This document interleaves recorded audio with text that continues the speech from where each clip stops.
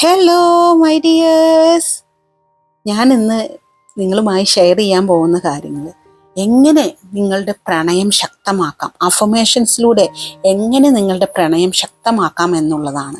ഇത് വേണമെന്നുള്ളവരെല്ലാം ഉടനെ തന്നെ നമ്മുടെ കമൻറ്റ് ബോക്സിൽ ഒരു ലവ് ഇമോജി ഇടുക. ഇനി നമുക്ക് അഫർമേഷനിലേക്ക് പോയാലോ. ഞാൻ ധാരാളമായിട്ടുള്ള സ്നേഹം അനുഭവിക്കാൻ അർഹതയുള്ളവളാണ്.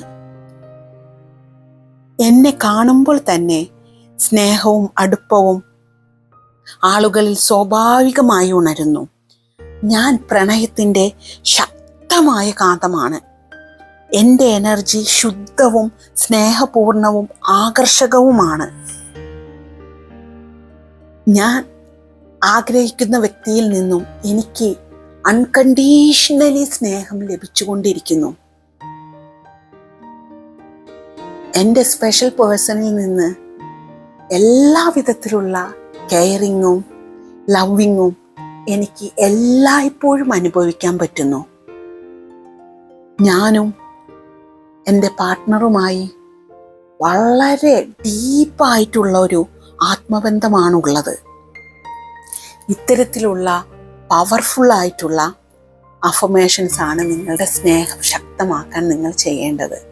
നിങ്ങൾ ഒരു നല്ലൊരു പ്രണയകാലമാണ് ഇപ്പോൾ ജീവിക്കുന്നതെന്നുണ്ടെങ്കിൽ, അല്ലെങ്കിൽ ഒരു പ്രണയമാണ് നിങ്ങൾ തേടുന്നതെന്നുണ്ടെങ്കിൽ, അല്ലെങ്കിൽ ഒരു ഭാര്യ ഭർത്തൃ ബന്ധത്തിൽ ആ ഒരു ബന്ധമാണ് എന്നുണ്ടെങ്കിൽ, ഇതെല്ലാം ശക്തമാക്കാൻ ഇത്തരത്തിലുള്ള പവർഫുള്ളായിട്ടുള്ള പ്രണയ അഫർമേഷൻസുകൾ നിങ്ങൾ പറയുക. നിങ്ങളുടെ പ്രണയം നിങ്ങൾ ആഗ്രഹിക്കുന്ന പോലെ എല്ലായ്പ്പോഴും അതേ എനർജിയോടുകൂടി അതേ പ്യൂരിറ്റിയോടുകൂടി നിങ്ങളിൽ നിലനിൽക്കും.